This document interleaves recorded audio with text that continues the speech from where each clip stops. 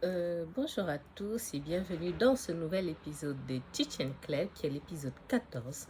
Donc, bienvenue sur Clubs Experiences. Je suis Claude Poulibombogo et je suis une femme multipotentielle qui a choisi de vous partager sur cette chaîne YouTube différents contenus qui sont liés à mes thèmes de prédilection, du coup qui sont le droit, parce que je suis avocate, l'entrepreneuriat parce que je suis aussi entrepreneur, la foi parce que je suis une fervente croyante, la mode, le luxe et le lifestyle parce que je suis une épicurienne qui aime du coup le luxe, ceux qui me côtoient au quotidien le savent, la mode et tout ce qui est art de vivre et art de bien vivre.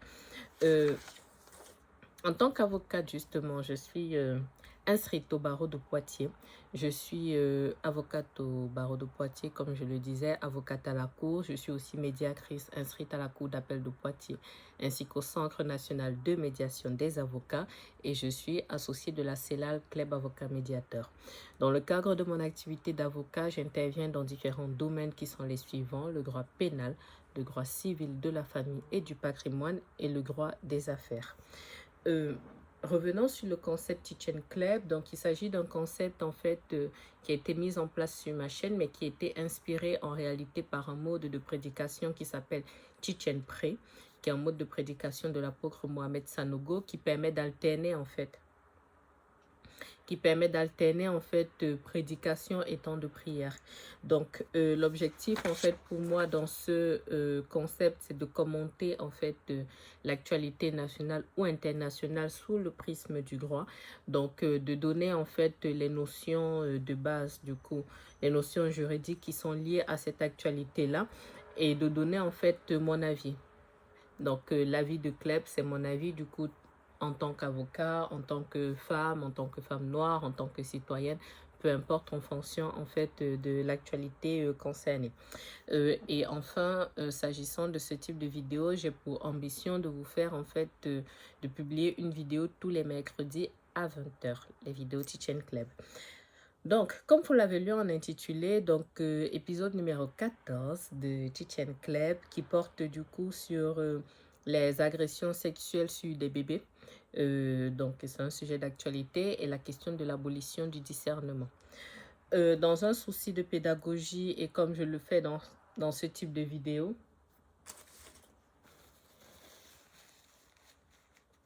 donc, je disais dans un souci de pédagogie et comme je le fais dans ce type de vidéo, je vais le structurer. Donc, je vais vous proposer un plan.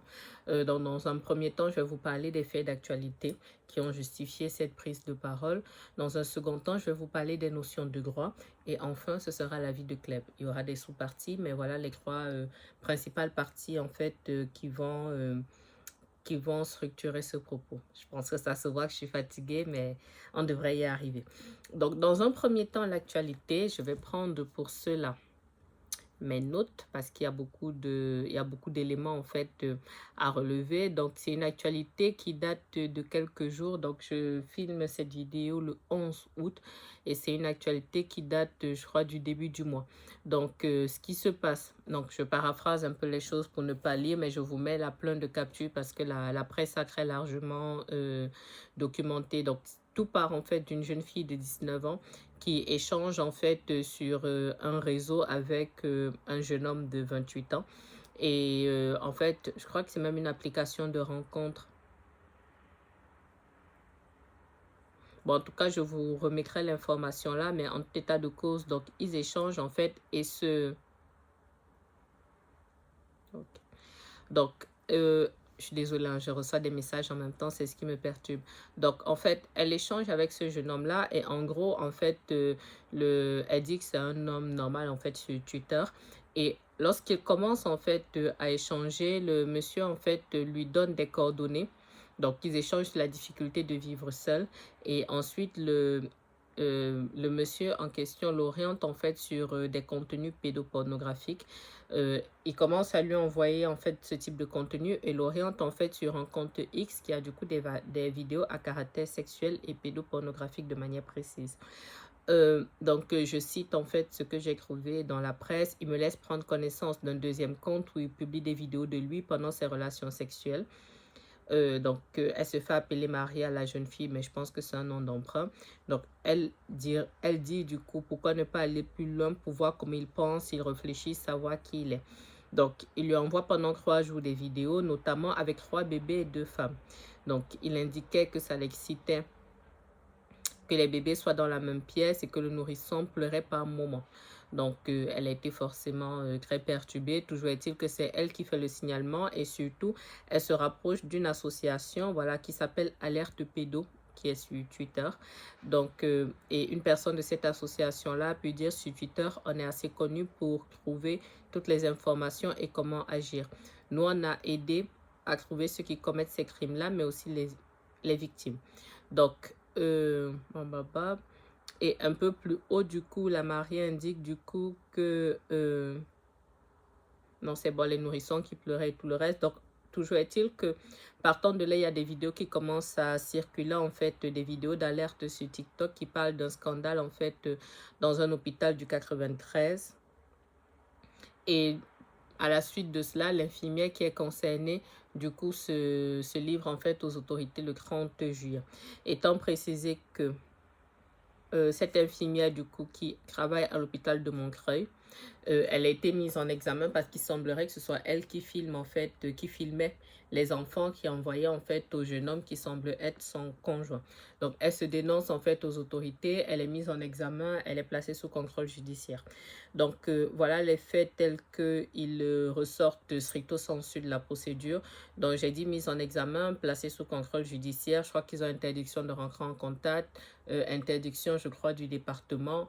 Elle, madame, a été suspendue du coup à titre provisoire de ses fonctions. Je crois que l'hôpital a fait un communiqué pour se désolidariser.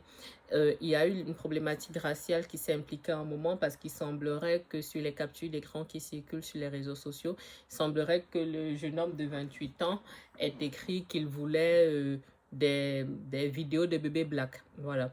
Donc, à date, il semblerait que ce soit une hypothèse qui est écartée par le procureur de la République parce que 2 victimes sont identifiées pour le moment et il y aurait un bébé blanc et un bébé noir. Toujours est-il qu'il y a une association du coup du 93 qui s'est mobilisée, on va dire assez fortement, et je crois qu'il parlait même d'une question de représailles. J'essaye pareil de vous mettre en fait la capture d'écran. J'essaie de vous mettre la capture d'écran. Donc voilà les faits de manière stricte, de manière un peu brute, on va dire ça comme ça, étant précisé que naturellement je les commente par la suite. Donc maintenant, grand 2, je pense que sur les faits, j'ai à peu près tout dit. Hein. Bon, notre ministre a commenté ça, mais je vais en reparler dans la vie de Cleb. Grand 2. Grand 2, les notions de droit. Donc, la première notion, agression sexuelle. Hein. Donc, j'en ai déjà parlé ici, article 222-22 du Code pénal. Je vous mets la capture là. Constitue une agression sexuelle, toute atteinte sexuelle commise avec violence, contrainte, menace ou surprise, ou dans les cas prévus par la loi commise sur un mineur ou un majeur. Voilà. Donc, on est bien dans le cas d'une agression sexuelle. On a bien tout ce qui est circonstances aggravantes du coup du fait qu'on parle là de mineurs, donc de bébés, de personnes qui, on va dire, se caractérisent par leur particulière vulnérabilité. En plus de ça, du coup, je vous mettrai du coup les différents articles là. Et je voulais parler, voilà. Je savais que j'oubliais quelque chose. Sur la première partie, ce que j'oubliais de vous dire, en fait, c'est que à la suite de ça, j'en reparle à la suite, mais ce qui a attiré mon attention dessus, c'est qu'il y a une vidéo qui est sortie, en fait, qui a commencé à circuler sur Instagram. Je vous la mets là. À partir de maintenant, je vais vous la mettre en boucle. Donc, vous ne pourrez pas l'entendre, mais vous verrez le compte, en fait, et vous verrez la vidéo circuler. Mais je vous paraphrase, en fait, les choses. C'est une vidéo d'à peu près 1 minute qui dit, en gros, que...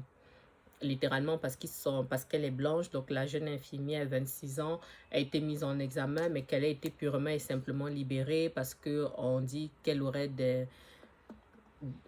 j'ai envie de dire des liaisons, non, des lésions, voilà, des lésions cérébrales qui, en fait, caractérisent une abolition de son discernement et que, voilà, les populations sont révoltées, les populations sont en émoi, comment la justice a pu faire ça, ainsi de suite.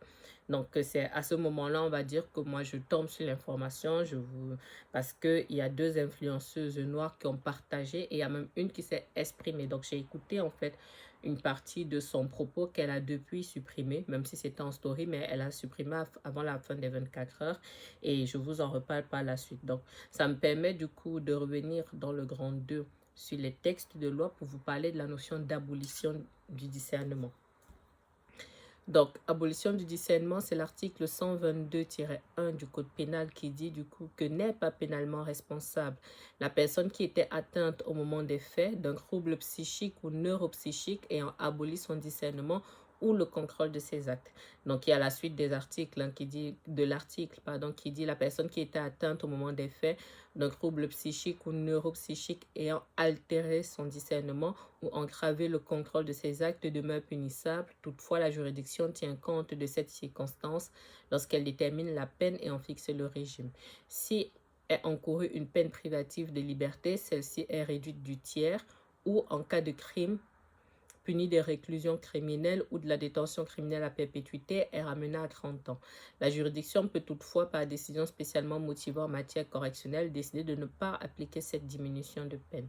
Lorsque, après avis médical, la juridiction considère que la nature du trouble le justifie, elle s'assure que la peine prononcée permette que le condamné fasse l'objet de soins adaptés à son état.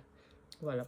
Donc ça, c'est sur la notion d'abolition et altération du discernement, même si l'altération n'a pas forcément vocation à être trop abordée ici, mais ça sont les termes juridiques. Ensuite, dernière chose, sur les notions de droit, je vais vous dire un mot sur l'instruction correctionnelle de manière globale, parce que je vais vous en reparler par la suite sur la vue des clubs. C'est pour ça que je veux expliquer avant.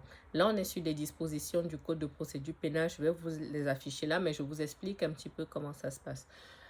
Les instructions correctionnelles concernent du coup les délits. Lorsque il y a un début d'enquête en fait sur une série de délits et que le procureur de la République considère qu'il faut une enquête un peu plus poussée, il saisit en fait un juge d'instruction sur la base d'un réquisitoire. Donc ce sont les dispositions de l'article, c'est quoi, 79? Voilà, 79 et suivant, et article 80 en tout cas, qui permettent en fait au procureur de la République de saisir via un réquisitoire introductif dans l'article 44 du Code de procédure pénale. Il saisit le juge d'instruction. Le juge d'instruction, sur cette base-là, décide ou pas d'ouvrir une instruction qui est une enquête un peu plus large, interroger. En fait, il y aura différents actes de procédure. Donc, on va interroger les personnes contre lesquelles il y a des indices en fait suffisamment lourds, on va dire ça comme ça, laissant penser qu'ils aient pu commettre cette infraction-là. Et les personnes en fait seront mises en examen ou pas dans le cadre de cette instruction, et il y aura d'autres actes d'enquête et notamment les expertises psychologiques ou psychiatriques s'il y a besoin. Donc, c'est ce que je lisais là dans les articles. Du coup, l'article 80-1 du Code de procédure pénale dispose notamment que le juge d'instruction ne peut mettre en examen que les personnes à l'encontre desquelles il existe des indices graves ou concordants rendant vraisemblable qu'elles aient pu participer comme auteurs ou comme complices à la commission des infractions dont il est saisi. À peine de nullité, il ne peut procéder à cette mise en examen qu'après avoir préalablement entendu les observations de la personne ou l'avoir mise en demeure de les faits étant assisté par son avocat dans les conditions blablabla. Donc, voilà en fait les textes de loi. Pareil, vous allez comprendre en fait par la suite le pourquoi du comment, pourquoi j'en parle. De manière générale, lorsque vous êtes placé en détention provisoire dans le cadre d'une instruction correctionnelle, le placement en détention provisoire, c'est 4 mois, mais après, vous êtes reconvoqué devant le juge. Donc, c'est naturellement une mesure qui peut être reconduite en fonction en fait du dossier. Pareil, je vous le dis là parce que je vous en reparlerai, pardon. Et lorsque une instruction correctionnelle est ouverte, la plupart du temps, le juge d'instruction explique en fait qu'il a en gros à la louche 1 an pour faire son instruction, mais qu'au-delà d'1 an, si l'instruction n'est pas terminée, la personne mise en examen peut solliciter le juge en fait pour demander en fait de mettre fin à l'instruction en motivant naturellement. Ce n'est pas une demande seule qui peut suffire. Donc voilà pour les textes de loi, c'est la partie 2. Je suis fatiguée, hein, j'ai sommeil. Donc maintenant partie 3, l'avis de Kleb. L'avis de Kleb, j'ai beaucoup de choses à dire en fait sur la partie avis de Kleb. J'ai des choses à dire en tant qu'avocat, j'ai des choses à dire en tant que femme noire.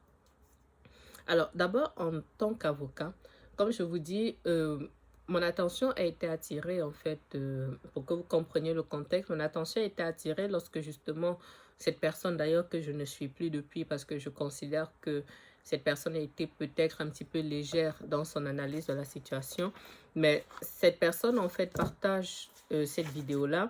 Et cette personne prend en fait la parole en disant en gros que oui, c'est toujours comme ça pour nous les Noirs, voilà des enfants noirs qui sont pris, qui sont agressés, les gens ne réagissent pas, c'est inadmissible. On dit maintenant qu'on a libéré la jeune fille, vraiment pourquoi on l'a libérée. Et en fait, elle met du coup, quelqu'un d'autre partage du coup la vidéo que je vous ai passée là en boucle. La personne partage cette vidéo et la question de l'altération m'interroge un petit peu. Et surtout, moi, ce qui m'interpelle, c'est la rapidité. C'est ça qui capte, on va dire, mon attention d'avocat dans un premier temps. C'est même pas tellement la question raciale à ce moment-là. Et je me dis, c'est un peu chaud quand même. Je vais vous expliquer pourquoi. Parce que lorsque une personne est mise en examen, même si on va dire que l'affaire suscite un certain émoi et tout le reste, le temps qui est la mise en examen, le temps qui est possiblement des expertises, le temps qu'un juge d'instruction se prononce, qui est abolition ou pas, en tout état de cause, il faut se retrouver devant la juridiction de jugement qui va décider ou pas. Moi, je trouve ça un fait très rapide. Moi, c'est ça en fait qui attire mon attention au début puisque j'ai des dossiers ici d'instruction correctionnelle, j'ai des clients qui sont en détention provisoire, mais c'est de là en fait que ça part et je me dis, bon, moi, je veux quand même avoir l'information juste. C'est là que je commence à faire les recherches. Je ne vois pas d'informations par rapport en fait à une irresponsabilité de cette dame-là. Et surtout, donc je vois du coup, s'agissant de la question raciale, que le procureur de la République l'a écarté à date. Parce qu'à date, on a identifié 2 victimes, sachant que, a priori, le jeune homme et la jeune femme seraient poursuivis pour des faits qui se seraient déroulés, je mets bien le conditionnel, qui se seraient déroulés entre décembre 2024 et janvier 2025. Donc, j'ai perdu le fil, mon téléphone n'arrête pas de sonner. Donc, je me suis interrogée sur la rapidité, je me suis intéressée sur la question du discernement, de l'abolition du discernement, du pourquoi, du comment on en parlait. Là, je vous reparle du contrôle judiciaire par la suite. Je voulais quand même préciser une chose, même si c'est une question de communication, l'abolition du discernement, qui n'est pas applicable dans ce cas, mais du moins qui à date n'a pas été appliquée dans ce cas, mais l'abolition du discernement est quand même une notion qui est prévue par le droit français. Je l'ai dit là, article 122-1 du Code pénal. Et pour la petite histoire, ça m'a rappelé des choses parce que la première fois que moi j'entends parler, du moins ce que j'essaye de dire, c'est que je peux comprendre les moi des uns et des autres parce que moi, la première fois que j'entends parler de la question de l'abolition du discernement, c'est dans un dossier de nature criminelle ici à Poitiers. C'est un dossier en fait qu'une consoeur qui n'est plus maintenant paix à son âme gérait en fait et je l'avais aidé en fait à prendre la suite dans ces je l'avais aidé en prenant la suite dans ces dossiers à un moment. Et pour moi, c'était tellement gros que ça m'avait choqué. Donc, je vous mets des captures d'écran là. Donc, c'est une dame qui est d'origine guinéenne. Donc, c'est d'autant plus parlant dans cette configuration que c'était une femme noire. C'était une femme noire, donc origine guinéenne, qui était aidée en fait par une assistante sociale et qui, à un moment, a fait l'objet d'un signalement par rapport à son enfant. Et elle était convoquée devant le juge des enfants quelques jours après. Mais il y a quelqu'un, je ne sais plus qui exactement, qui avait fait en fait un signalement parce qu'elle n'allait pas bien, l'enfant était en danger, c'est une procédure classique. Sauf que le fait qu'elle a appris ça, en fait, elle a totalement vrillé et elle a poignardé en fait à plusieurs reprises cette enquêtrice sociale-là, qui était d'ailleurs très appréciée par l'entourage et tout le reste, et il y avait eu un énorme émoi.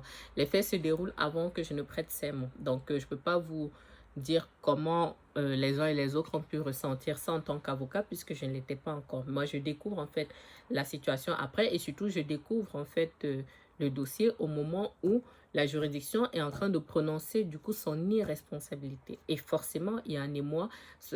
En fait, si vous voulez, elle est coupable des faits qui lui sont reprochés, mais elle n'est pas accessible à une sanction pénale parce qu'on considère en fait que son discernement était totalement aboli au moment où elle est passée à l'acte du fait justement de son état psychique.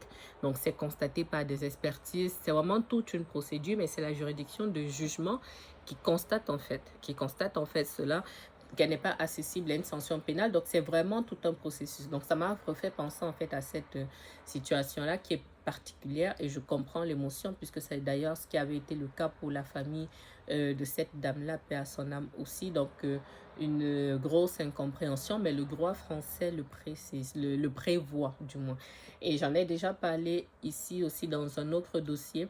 Je crois que c'était le dossier de violence sur personnel pénitentiaire où j'ai déjà eu le cas pour d'autres clients, mais je pense là en fait précisément à je crois qu'on était parti sur une altération, pas nécessairement une abolition, mais une altération, et une personne qui semble être en fait en pleine possession de ses moyens, qui violente quand même très fortement les membres du personnel pénitentiaire, mais on est obligé de le plaider.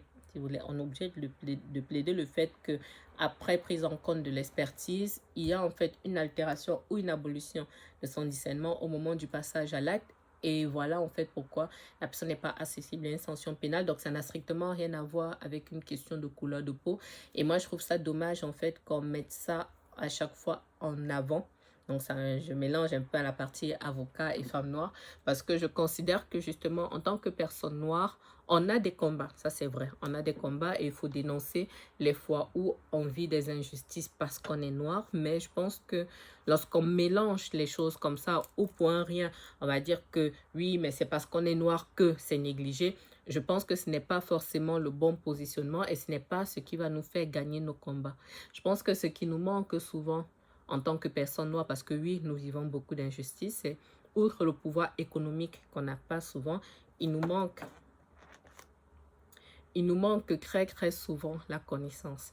J'ai pensé en fait à l'exemple ici du scandale du Sofitel il y a quelques années, je crois que ça devait être 2014, la femme de ménage qui avait été impliquée dans un scandale avec cet homme politique français. Malgré que ce soit les États-Unis qu'on connaît avec la question de racisme et tout le reste, elle a pu avoir réparation de son préjudice. L'accord avait été trouvé parce qu'elle avait pris un avocat. S'il y a quoi que ce soit, vous êtes une personne noire, vous estimez être victime d'une injustice, quelle qu'elle soit. Comme je dis, je ne dis pas que ça n'existe pas. Prenez un avocat, au moins sachez quels sont vos droits. En l'état actuel de ce que moi j'ai pu faire comme recherche, étant précisé si besoin était que je ne suis pas dans le dossier, donc je n'ai fait mon analyse que sur la base de ce que j'ai trouvé sur les réseaux sociaux et sur internet, donc les articles de presse. À date, il y a 2 victimes qui ont été recensées, un bébé noir et un bébé blanc. Donc on ne peut pas encore évoquer la question raciale. On ne peut pas encore évoquer la question raciale, donc il faut qu'on attende que l'instruction avance, parce que si elle a été mise en examen, ça veut dire qu'il y a une instruction correctionnelle en fait qui a été diligentée. Il y a eu une ouverture d'information. Il faut que l'instruction avance, qu'on puisse identifier en fait d'autres victimes pour pouvoir savoir est-ce que c'est un mode opératoire avec des enfants noirs uniquement ou pas du tout. Voilà, je pense que c'est ce qui pourra déterminer ou pas la question raciale. Ça n'empêche pas qu'il y ait en fait tout ce qui peut se déclencher derrière, que ce soit les poursuites ou quoi que ce soit. Par contre, le point sur lequel je peux comprendre encore plus les mois des uns et des autres, c'est la question du contrôle judiciaire. L'action du contrôle judiciaire, le ministre de la Justice s'est prononcé sur le fait qu'il semblerait qu'il y ait un nouveau projet de loi dans les tuyaux concernant la justice et justement, il indiquait notamment que les 2 personnes concernées, donc ce monsieur et cette dame, n'ont pas été placés en détention provisoire parce que la loi ne le permet pas et tout le reste. Et il se base notamment sur le dernier alinéa de l'article 144 du Code de procédure pénale qui parle des conditions en fait du placement en détention provisoire. Et là-dessus, par contre, moi, je suis réservée. Je suis très réservée. Il faut savoir que donc ils ont été mis en examen, mais ils n'ont pas été placés en détention provisoire, alors même que le procureur de la République, dans ses réquisitions, avait sollicité un placement en détention provisoire. Chose assez particulière, assez rare, on va dire ça comme ça. Il semblerait que le parquet ait fait appel de la décision du JLD qui statuera du coup dans les prochains jours. l'une des motivations du coup du juge des libertés de la détention pour ne pas les placer en détention provisoire, mais plutôt sous contrôle judiciaire, c'était qu'ils sont parfaitement insérés dans la société. Elle a 26 ans, infirmière, lui il a 28 ans, je ne sais pas ce qu'il fait. Là-dessus, moi je suis réservée. Je suis vraiment très réservée parce que certes, l'article 144 du Code de procédure pénale prévoit dans son dernier alinéa que le trouble à l'ordre public ne peut être invoqué en fait que dans les procédures criminelles et qu'il n'y a pas à l'invoquer dans les procédures correctionnelles, mais en tout état de cause, il y a plein d'autres, je crois que c'est d'ailleurs le 7e alinéa, il y a plein d'autres alinéas avant qui permettent le placement, qui permettaient le placement en détention provisoire de ces personnes-là, étant précisé qu'on est quand même sur un sujet d'une particulière gravité, même si a priori la période de prévention n'est pas longue, puisqu'on partirait sur 2 mois, décembre 2024 et janvier 2024, on est quand même sur des faits d'une particulière gravité, parce que on a quand même des victimes, pas des moindres, on est sur des bébés, on a des abus, on a de la pédopornographie. Très clairement, moi en tant qu'avocate de la défense, j'ai des clients qui sont à la prison de Poitiers-Vivonne pour moins que ça. Pas dans le sens où ils n'ont rien fait, mais pour moins que ça, alors qu'on était en correctionnel. Tout ce qui est violence conjugale, détention provisoire, c'est du correctionnel. Tout ce qui est trafic de produits stupéfiants, correctionnel, les gens sont en détention provisoire. Tout ce qui est, je pense même là précisément à un client qui est en détention provisoire, agression sexuelle, qu'il conteste d'ailleurs, mais il est en détention provisoire. Donc ça veut dire que pour moi, il y avait de quoi faire pour que cette jeune fille soit placée en détention provisoire, même si elle est insérée.